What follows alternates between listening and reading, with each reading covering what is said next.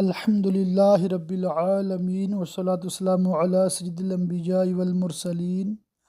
اما بعد فاعوذ باللہ من الشیطان الرجیم بسم اللہ الرحمن الرحیم۔ سبق نمبر 41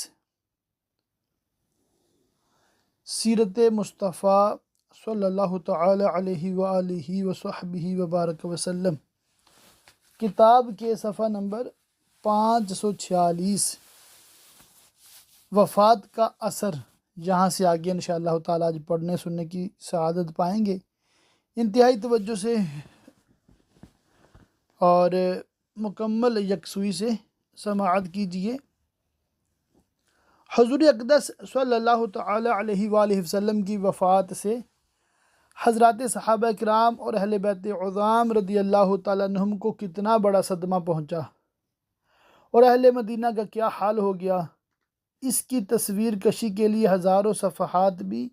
متحمل نہیں ہو سکتے۔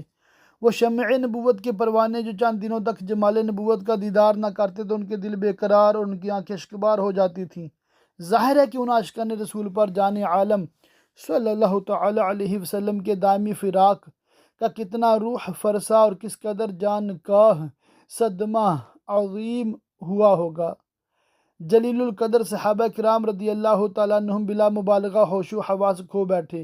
ان کی عقلیں گم ہو گئیں، آوازیں بند ہو گئیں اور وہ اس قدر مخبوط الحواس ہو گئے کہ ان کے لیے سوچنا بھی مشکل ہو گیا کہ کیا کہیں اور کیا کریں۔ حضرت عثمان غنی رضی اللہ تعالیٰ عنہ پر ایسا سکتہ طاری ہو گیا کہ وہ ادھر ادھر بھاگے بھاگے پھرتے تھے، مگر کسی سے نہ کچھ کہتے تھے نہ کسی کی کچھ سنتے تھے۔ حضرت علی رضی اللہ تعالیٰ عنہ رنج و ملال میں نڈھال ہو کر اس طرح بیٹھ رہے کہ ان میں اٹھنے بیٹھنے اور چلنے پھرنے کی سکت ہی نہیں رہی۔ حضرت عبداللہ بن انیس رضی اللہ تعالیٰ عنہ کے قلب پر ایسا دھچکا لگا کہ وہ اس صدمہ کو برداشت نہ کر سکے اور ان کا ہارٹ فیل ہو گیا، یعنی ان کو ہارٹ اٹیک آ گیا۔ حضرت عمر رضی اللہ تعالیٰ عنہ اس قدر ہوش و حواس کھو بیٹھے کہ انہوں نے تلوار کھینچ لی اور ننگی تلوار لے کر مدینہ کی گلیوں میں ادھر ادھر آتے جاتے تھے اور یہ کہتے پھرتے تھے کہ اگر کسی نے یہ کہا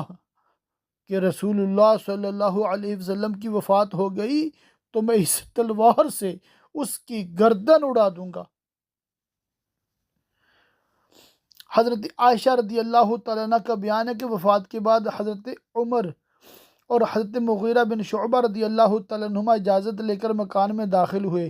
حضرت عمر رضی اللہ تعالیٰ عنہ نے جب حضور صلی اللہ علیہ وآلہ وسلم کو دیکھ کر کہا کہ بہت ہی سخت غشی طاری ہو گئی ہے، جب وہ وہاں سے چلنے لگے تو حضرت مغیرہ نے کہا، اے عمر تمہیں کچھ خبر بھی ہے؟ حضور صلی اللہ علیہ وآلہ وسلم کا وصال ہو چکا ہے۔ یہ سن کر حضرت عمر رضی اللہ تعالیٰ عنہ آپے سے باہر ہو گئے اور تڑپ کر بولے، اے مغیرہ تم جھوٹے ہو، حضور کا اس وقت تک انتقال نہیں ہو سکتا جب تک دنیا سے ایک ایک منافق کا خاتمہ نہ ہو جائے۔ مواہب الدنیا میں طبری سے منقول ہے کہ حضور صلی اللہ علیہ وآلہ وسلم کی وفات کے وقت حضرت ابوبکر صدیق رضی اللہ تعالیٰ عنہ سخ میں تھے، ایک جگہ کا نام ہے جو مسجد نبوی سے 1 میل کے فاصلہ پر ہے۔ ان کی بیوی حضرت حبیبہ بنت خارجہ رضی اللہ تعالیٰ عنہ وہیں رہتی تھیں۔ چونکہ دوشنبہ کی صبح کو مرض میں کمی نظر آئی اور کچھ سکون معلوم ہوا، اس لیے حضور صلی اللہ علیہ وآلہ وسلم نے خود حضرت ابوبکر صدیق رضی اللہ تعالیٰ عنہ کو اجازت دے دی تھی کہ تم سوخ چلے جاؤ اور اپنی بیوی بچوں کو دیکھتے آؤ۔ بخاری شریف وغیرہ میں ہے کہ حضرت ابوبکر رضی اللہ تعالیٰ عنہ اپنے گھوڑے پر سوار ہو کر سوخ سے آئے اور کسی سے کوئی بات نہ کہی نہ سنی، سیدھے حضرت عائشہ رضی اللہ تعالیٰ عنہ کے حجرے میں چلے گئے اور حضور صلی اللہ تعالیٰ علیہ وآلہ وسلم کے رخ انور سے چادر ہٹا کر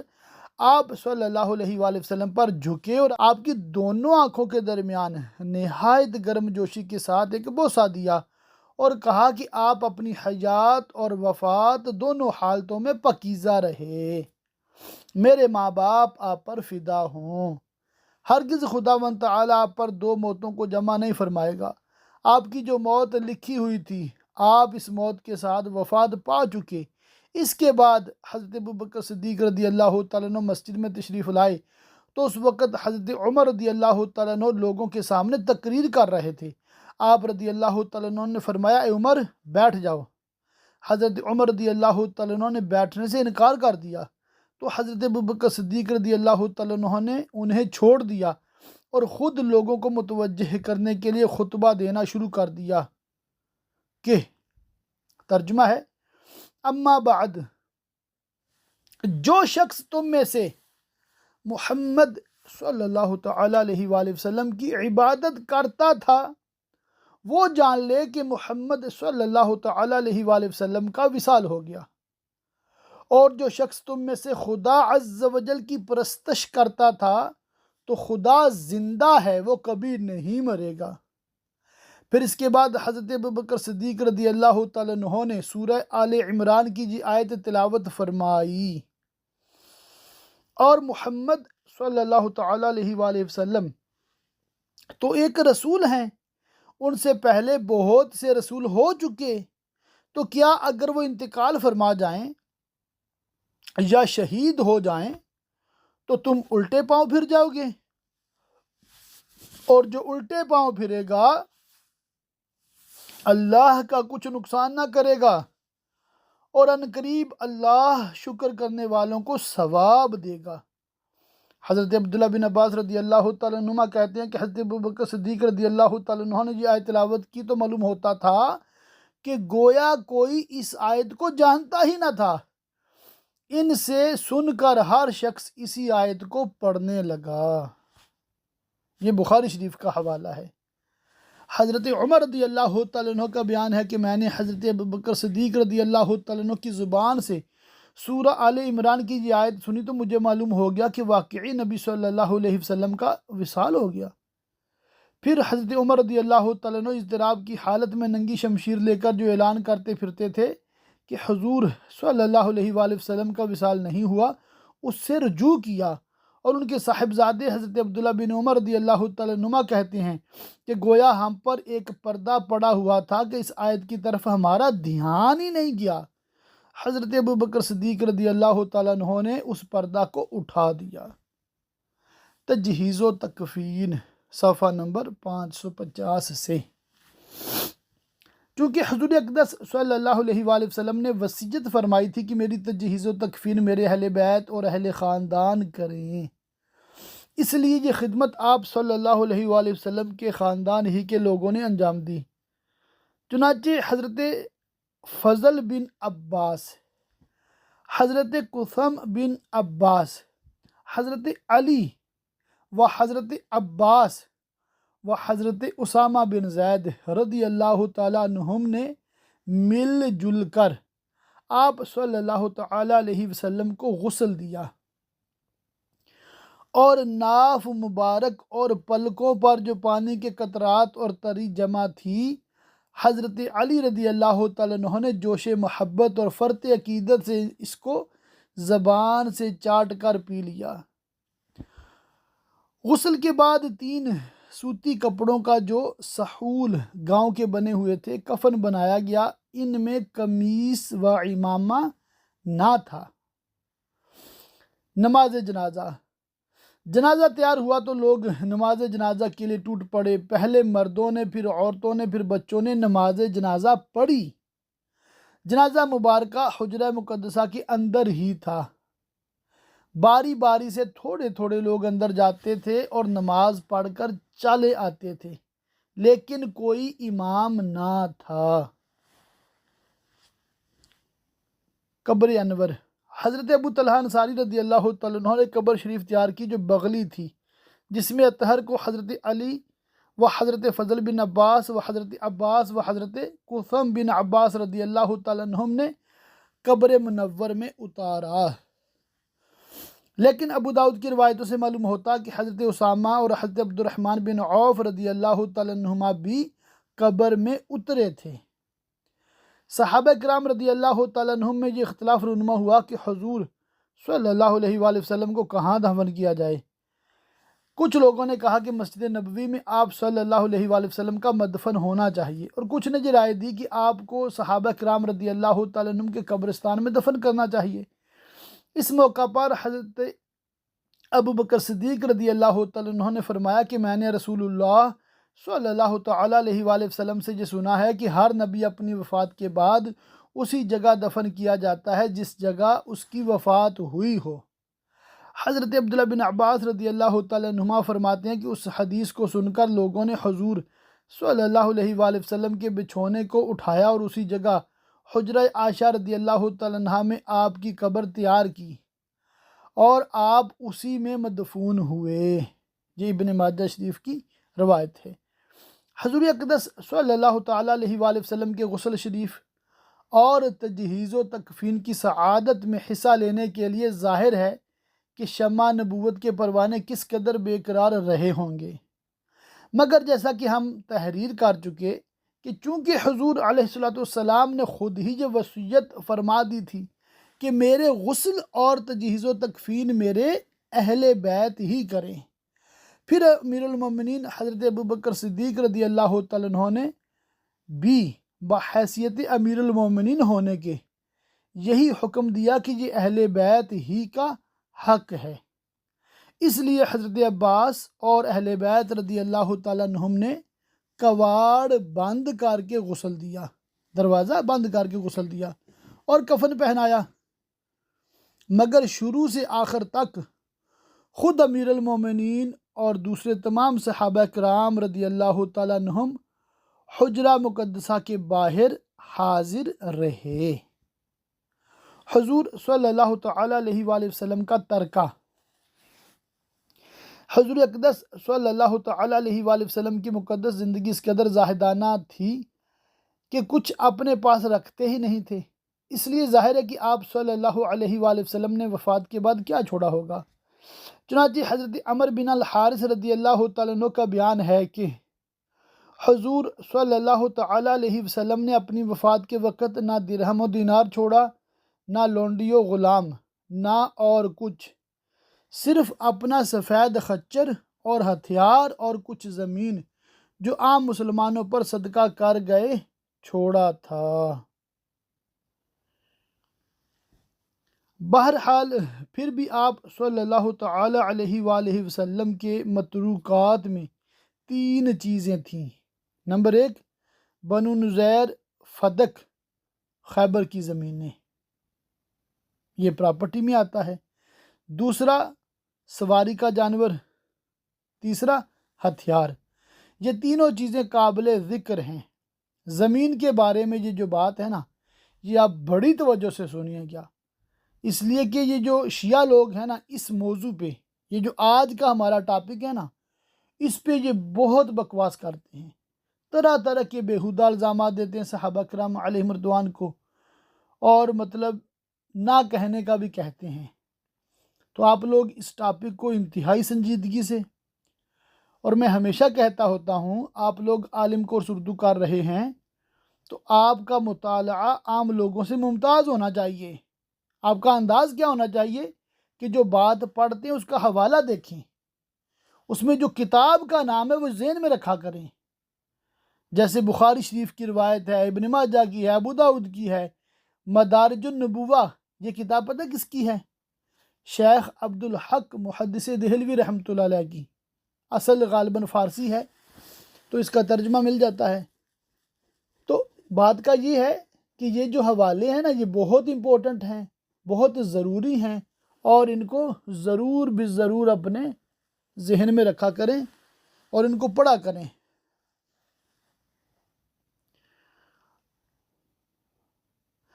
زمین کے بارے میں لکھا ہے، بنو نذیر فدق خیبر کی زمینوں کے باغات وغیرہ کی آمدنیاں آپ صلی اللہ تعالیٰ علیہ وآلہ وسلم اپنے اور اپنے ازواج مطہرات رضی اللہ تعالیٰ عنہن کے سال بھر کے اخراجات اور فقراء و مساکین اور عام مسلمانوں کی حاجات میں صرف فرماتے تھے۔ حضور صلی اللہ علیہ وآلہ وسلم کے بعد حضرت عباس اور حضرت فاطمہ رضی اللہ تعالیٰ عنہما اور بعض ازواج مطہرات رضی اللہ تعالیٰ عنہم چاہتی تھیں کہ ان جائیدادوں کو میراث کے طور پر وارثوں کے درمیان تقسیم ہو جانا چاہیے۔ چنانچہ حضرت امیر المومنین ابو بکر صدیق رضی اللہ تعالیٰ عنہ کے سامنے ان لوگوں نے اس کی درخواست پیش کی، مگر آپ اور حضرت عمر وغیرہ اکابر صحابہ رضی اللہ تعالیٰ عنہم نے ان لوگوں کو یہ حدیث سنا دی کہ لا نورثو ما ترکنا صدقہ۔ ابو داود میں بھی ہے، بخاری میں بھی ہے۔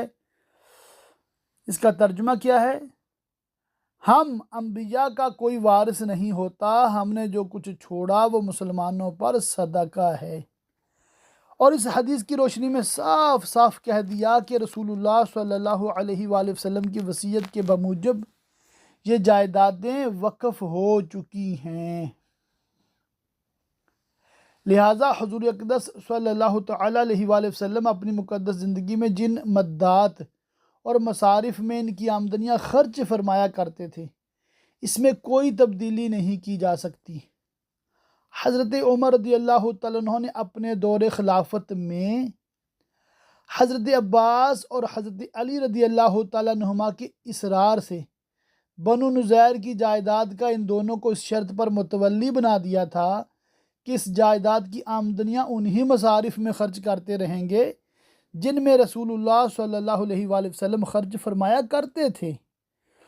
پھر ان دونوں میں کچھ ان بن ہو گئی اور ان دونوں حضرات نے یہ خواہش ظاہر کی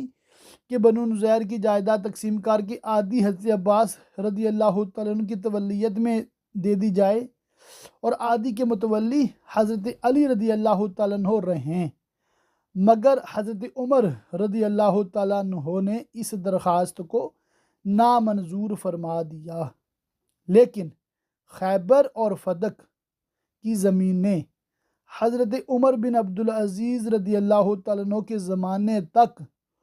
خلفاء ہی کے ہاتھوں میں رہیں، یعنی کہ پہلے حضرت ابوبکر صدیق کے پاس، پھر حضرت عمر کے پاس، پھر حضرت عثمان کے پاس، پھر حضرت علی کے پاس، پھر حضرت امام حسن کے پاس، یعنی کہ یہ ایسے ہی چلتا رہا سسٹم، کسی نے بھی ان کو تقسیم نہیں فرمایا۔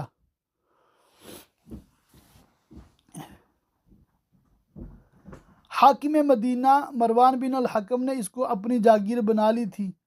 مگر حضرت عمر بن عبدالعزیز رضی اللہ تعالیٰ عنہ نے اپنے زمانہ خلافت میں پھر وہی عمل درآمد جاری کر دیا جو حضرت ابو بکر و عمر رضی اللہ تعالیٰ عنہما کے دور خلافت میں تھا۔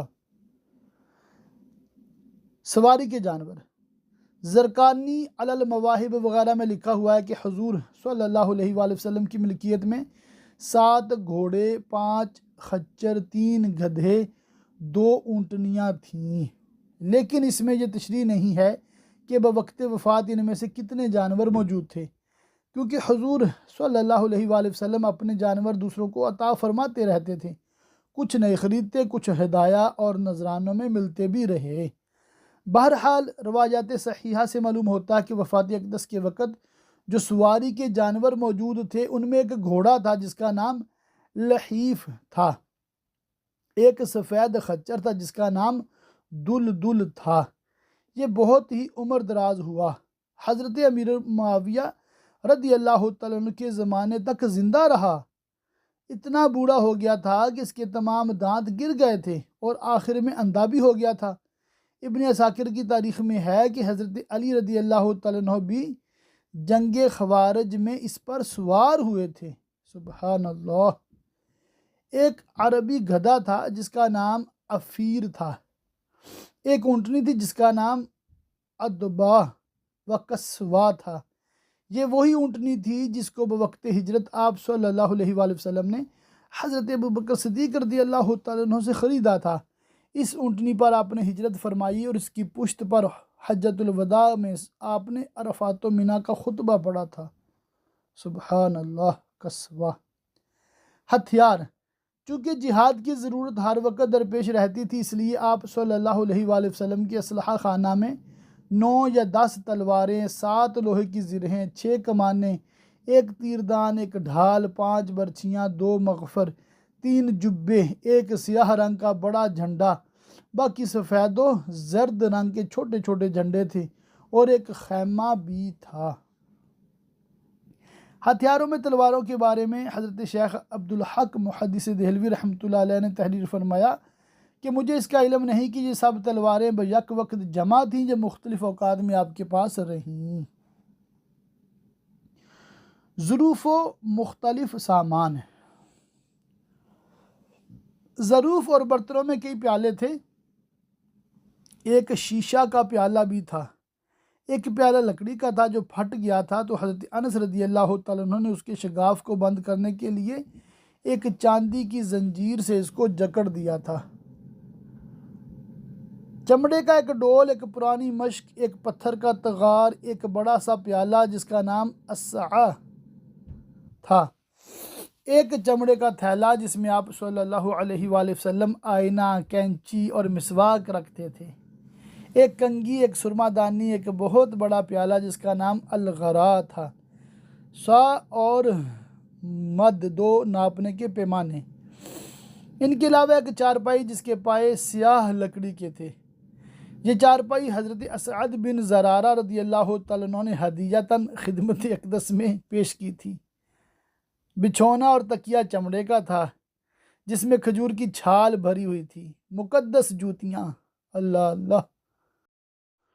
جو سر پہ رکھنے کو مل جائے،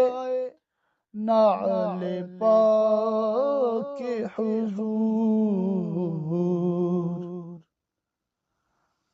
تو پھر کہیں گے کہ ہاں تاجدار ہم بھی ہیں، تو پھر کہیں گے کہ ہاں تاجدار ہم بھی ہیں، صلی اللہ تعالی علیہ وآلہ وسلم۔ یہ حضور صلی اللہ تعالی علیہ وآلہ وسلم کی اسباب و سامانوں کی ایک فہرست ہے جن کا تذکرہ احادیث میں متفرق طور پر آتا ہے۔ تبرکات نبوت، حضور صلی اللہ تعالی علیہ وآلہ وسلم کے ان متروکہ سامانوں کے علاوہ بعض یادگاری تبرکات بھی تھے جن کو عاشقان رسول فرط عقیدت سے اپنے اپنے گھروں میں محفوظ کیے ہوئے تھے اور ان کو اپنی جانوں سے زیادہ عزیز رکھتے تھے۔ چنانچہ منہ مبارک، نعلین شریفین اور ایک لکڑی کا پیالہ جو چاندی کے تاروں سے جوڑا ہوا تھا، حضرت انس رضی اللہ تعالیٰ عنہ نے ان تینوں آثار متبرکہ کو اپنے گھر میں محفوظ رکھا تھا۔ اسی طرح ایک موٹا کمبل حضرت بی بی عائشہ رضی اللہ تعالیٰ عنہ کے پاس تھا جن کو وہ بطور تبرک اپنے پاس رکھے ہوئے تھیں اور لوگوں کو اس کی زیارت کراتی تھیں۔ چنانچہ حضرت ابو ہریرہ رضی اللہ حضرت ابو بردہ رضی اللہ تعالیٰ عنہ کا بیان ہے کہ ہم لوگوں کو حضرت بی بی عائشہ رضی اللہ تعالیٰ عنہ کی خدمت مبارکہ میں حاضری کا شرف حاصل ہوا تو انہوں نے ایک موٹا کمبل نکالا اور فرمایا کہ یہ وہی کمبل ہے جس میں حضور صلی اللہ تعالی علیہ وآلہ وسلم نے وفات پائی۔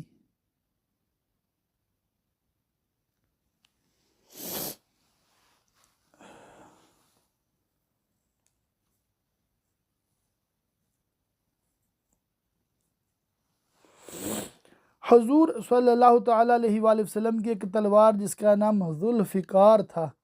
حضرت علی رضی اللہ تعالیٰ عنہ کے پاس تھی۔ ان کے بعد ان کے خاندان میں رہی، جہاں تک کہ یہ تلوار کربلا میں حضرت امام حسین رضی اللہ تعالیٰ عنہ کے پاس تھی۔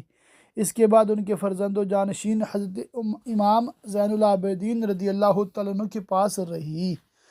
چنانچہ حضرت امام حسین رضی اللہ تعالیٰ عنہ کی شہادت کے بعد جب حضرت امام زین العابدین رضی اللہ تعالیٰ عنہ یزید بن معاویہ کے پاس سے رخصت ہو کر مدینہ تشریف لائے تو مشہور صحابی حضرت مسور بن مخرمہ رضی اللہ تعالیٰ عنہ حاضر خدمت ہوئے اور عرض کیا کہ اگر آپ کو کوئی حاجت ہو یا میرے لائق کوئی کار خدمت ہو تو آپ مجھے حکم دیں، میں آپ کے حکم کی تعمیل کے لیے حاضر ہوں۔ آپ رضی اللہ تعالیٰ عنہ نے فرمایا مجھے کوئی حاجت نہیں۔ پھر حضرت مسور بن مخرمہ رضی اللہ تعالیٰ عنہ نے یہ گزارش کی کہ آپ کے پاس رسول اللہ صلی اللہ تعالیٰ علیہ وآلہ وسلم کی جو تلوار ذوالفقار ہے، کہ آپ وہ مجھے عنایت فرما سکتے ہیں، کیونکہ مجھے خطرہ ہے کہ کہیں یزید کی قوم آپ پر غالب آ جائے اور یہ تبرک آپ کے ہاتھ سے جاتا رہے، اور اگر آپ نے اس مقدس تلوار کو مجھے عطا فرما دیا تو خدا کی قسم جب تک میری ایک سانس باقی رہے گی ان لوگوں کی اس تلوار تک رسائی بھی نہیں ہو سکتی۔ مگر حضرت امام زین العابدین رضی اللہ تعالیٰ عنہ نے اس مقدس تلوار کو اپنے سے جدا کرنا گوارا نہ فرمایا۔ سبحان اللہ۔ آپ صلی اللہ تعالی علیہ وآلہ وسلم کی انگوٹھی اور عصا مبارک پر جانشین ہونے کی بنا پر خلفائے کرام حضرت ابوبکر صدیق و حضرت عمر فاروق و حضرت عثمان غنی رضی اللہ تعالیٰ عنہم اپنے اپنے دور خلافت میں قابض رہے، مگر انگوٹھی حضرت عثمان رضی اللہ تعالیٰ عنہ کے ہاتھ سے کنویں میں گر کر ضائع ہو گئی۔ اس کنویں کا نام بیر عریس ہے، جس کو لوگ بیر خاتم بھی کہتے ہیں، اور عصا مبارک اس طرح ضائع ہوا کہ حضرت امیر المومنین عثمان غنی رضی اللہ تعالیٰ عنہ اسی مقدس عصا نبوی کو اپنے دستے مبارک میں لے کر مسجد نبوی کے منبر پر خطبہ پڑھ رہے تھے کہ بالکل ناگہاں جاہ غفاری اٹھا اور اچانک آپ رضی اللہ تعالیٰ عنہ کے ہاتھ سے اس مبارک تبرک کو لے کر توڑ ڈالا۔ اس بے ادبی سے اس پر یہ قہر الہی ٹوٹ پڑا کہ اس کے ہاتھ میں کینسر ہو گیا اور پورا ہاتھ ساڑ گل کر ٹوٹ پڑا، اور اسی عذاب میں وہ ہلاک ہو گیا۔ اب یہ تھوڑا احتیاط سے سنیے گا، یہ نمبر 3 کے تحت نیچے تنبیہ ہے۔ سیرت و تاریخ کی کتب میں جہجہ نام کے متعدد افراد کا تذکرہ موجود ہے، جن میں جہجہ بن سعید، جہجہ بن سنام، جہجہ بن عمر اور ابن جہجہ وغیرہ شامل ہیں۔ ان میں سے عصائے رسول کی بے ادبی کس نے کی، اس میں علماء کرام کے مختلف اقوال ہیں۔ حضرت سیدنا جہجہ بن سعید غفاری رضی اللہ تعالیٰ عنہ تو جلیل القدر صحابی ہیں جو بیعت رضوان میں شریک تھے، اور ان کی طرف اس واقعہ کی نسبت کرنا درست نہیں، اور تحقیق سے بھی یہی ثابت ہے کہ یہ صحابی کا کام نہیں ہے۔ حضرت علامہ مطہر بن طاہر مقدسی فرماتے ہیں جس نے عصا مبارک توڑا اس کا نام جہجہ بن سنام ہے۔ حضرت علامہ عبد الملک بن حسین عصامی نے لکھا جہجہ بن عمر غفاری نے عصا لے کر توڑ دیا۔ حضرت علامہ اسماعیل بن محمد اصبہانی فرماتے ہیں جس نے عصا توڑا اسے جہجہ یا ابن جہجہ کہا جاتا تھا۔ بعض کتابوں میں واقعہ مجہول صیغے یا بغیر کسی سند کے ذکر کر کے محض ایک احتمال کی بنا پر اس کی نسبت صحابی رسول حضرت جہجہ بن سعید غفاری کی طرف کر دی گئی ہے، جو کہ درست نہیں۔ قاعدہ بھی یہی ہے، جب احتمال آ جائے تو استدلال باطل ہو جاتا ہے، لہٰذا یقین کے ساتھ ہرگز نہیں کہا جا سکتا کہ عصا توڑنے کا کام صحابی رسول حضرت سیدنا جہجہ بن سعید غفاری رضی اللہ تعالیٰ عنہ نے کیا ہے، بلکہ جلیل القدر صحابی حضرت سیدنا جہجہ بن سعید غفاری کی جانب نظر کریں تو ان کا جنتی ہونا، نبی کریم کی بارگاہ اور آپ سے نسبت رکھنے والی اشیاء کا ادب و احترام کرنا لازمی، یقینی اور قطعی ہے کہ یہ صحابہ کرام سے تواتر کے ساتھ ثابت ہے، جبکہ عصائے رسول کی معاذ اللہ بے ادبی والا واقعہ صحت کے اعتبار سے اس درجے کا نہیں کہ جو یقین کو ختم کر سکے، تو لازم ہے کہ الیقین لا یزول بالشک قاعدے کے تحت صحابی رسول کی جانب اس فعل کو منسوب نہ کیا جائے۔ جن دو روایتوں میں جہجہ بن سعید غفاری، جہجہ بن سعید غفاری کے الفاظ ہیں، ان کی سند میں مجروح، ضعیف اور مجہول راوی موجود ہیں، جس کی وجہ سے ان روایات کا اعتبار نہیں کیا جا سکتا۔ آخر میں حضرت سیدنا امام شہاب الدین خفاجی رحمۃ اللہ علیہ کی عبارت ملاحظہ کیجیے، جو کہ اس معاملہ میں حرف آخر کی حیثیت رکھتی ہے۔ چنانچہ امام خفاجی رحمۃ اللہ علیہ فرماتے ہیں، ترجمہ: نبی پاک صلی اللہ علیہ وآلہ وسلم کے ساتھ غزوات میں شریک ہونے والے صحابی کا عصا مبارک کے ساتھ ایسی بے باکی کرنا اگر تسلیم کر لیا جائے تو اس میں کئی ایسے اشکالات ہیں جو ڈھکے چھپے نہیں۔ یہ بات بالکل ظاہر ہے کہ وہ عصا مبارک اس کی حرمت کو اچھی طرح جانتے تھے۔ کچھ کلام کے بعد مزید فرماتے ہیں، بہرحال یہ اتنی بڑی غلطی ہے کہ جسے ایک مومن صحابی رسول سے جوڑنا ہرگز مناسب نہیں۔ الغرض، صحابی رسول حضرت جہجہ بن سعید غفاری رضی اللہ تعالیٰ عنہ کی جانب اس واقعے کو یقینی طور پر منسوب نہیں کیا جا سکتا۔ مزید تفصیل کے لیے اس لنک پر موجود رسالہ تذکرہ حضرت جہجہ بن سعید غفاری کا مطالعہ کیجیے۔ نیز مذکورہ واقعہ کی تفتیش کرتے ہوئے ہم نے متعدد عربی کتب، سیرت و تاریخ وغیرہ دیکھی، لیکن ان میں بدنصیب یا اس کی مثل الفاظ نہیں ملے۔ چنانچہ ان الفاظ کو اوپر متن سے حذف کر دیا گیا ہے۔ المدینۃ العلمیہ، یعنی کہ یہ جو میں نے سارا آپ کو ریفرنس پڑھ کے سنایا ہے نا، اس کی یہ حکمت ہے کہ یہ امیر اہل سنت دامت برکاتہم العالیہ نے جناب عثمان غنی رضی اللہ تعالیٰ عنہ کی سیرت پر ایک رسالہ تحریر فرمایا تھا، تو اس میں یہ واقعہ بھی بیان کیا۔ تو کسی نے پھر امیر اہل سنت پہ اعتراض کیا کہ آپ نے ایک صحابی کے بارے میں یہ الفاظ استعمال کیے ہیں، حالانکہ امیر اہل سنت دامت برکاتہم العالیہ نے اسی کتاب سے، جو کہ عبد المصطفیٰ اعظمی علیہ رحمہ کی لکھی ہوئی ہے، منو ان پڑھ کے نقل کر کے لکھا تھا، تو یہ اعتراض تو امیر اہل سنت پہ بنتا بھی نہیں تھا، مگر اعتراض کرنے والے ظاہر کچھ بھی کہہ دیتے ہیں۔ تو پھر المدینۃ العلمیہ جو دعوت اسلامی کا ادارہ ہے، انہوں نے اس پہ تحقیق فرمائی اور یہ ثابت کیا کہ یہ ایک صحابی کا کام بالکل بھی نہیں ہے۔ ٹھیک ہے، نہ امیر اہل سنت نے صحابی کے خلاف کچھ لکھا ہے، اور نہ ہی یہ صاحب کتاب جو عبد المصطفیٰ اعظمی علیہ رحمہ ہیں، انہوں نے ایک صحابی کے خلاف کچھ لکھا ہے، بلکہ وہ جو بعض روایتوں میں صحابی کا ذکر ہے وہ روایتیں ہی ضعیف ہیں، مجروح ہیں۔ ٹھیک ہے، تو ایک صحابی کی طرف یہ نسبت نہ کیے جائے، کیونکہ ہر صحابی نبی جنتی جنتی۔ تو یہ ہے دعوت اسلامی اللہ کے فضل سے، اور بہت اچھے طریقے سے بہترین انداز میں ادب و احترام کے ساتھ صحابہ کرام علیہم رضوان کی مقدس ذات پر اعتراض کرنے والوں کو مسکت جوابات دیتے بھی ہیں، لکھتے بھی ہیں، اور ہر محاذ پہ اللہ کے فضل سے دفاع کرتے ہیں۔ ٹھیک ہے، اللہ تعالیٰ کی شان کا، رسولوں کی شان کا، صحابہ کی شان کا، اور اہل سنت و جماعت کا، اور جتنے بھی بد مذہب ہیں سب کا رد کرتے ہیں بڑے اچھے انداز سے۔ اللہ تعالیٰ ان بھائیوں کو، جو بھی مجلس المدینۃ العلمیہ کے ممبر ہیں، بہترین جزائے خیر عطا فرمائے۔ ماشاء اللہ بہت عمدہ کام کر رہے ہیں۔ چند باتیں وہ پڑھ کے سنا دیتا ہوں، صفحہ نمبر 561 پر ہے۔ اسی قسم کے دوسرے اور بھی تبرکات نبویہ ہیں جو مختلف صحابہ کرام علیہم رضوان کے پاس محفوظ تھے، جن کا تذکرہ احادیث اور سیرت کی کتابوں میں جا بجا متفرق طور پر مذکور ہے، اور ان مقدس تبرکات سے صحابہ کرام رضی اللہ تعالیٰ عنہم اور تابعین عظام رحمۃ اللہ تعالیٰ علیہم کو اس قدر والہانہ محبت تھی کہ وہ ان کو اپنی جانوں سے بھی زیادہ عزیز سمجھتے تھے۔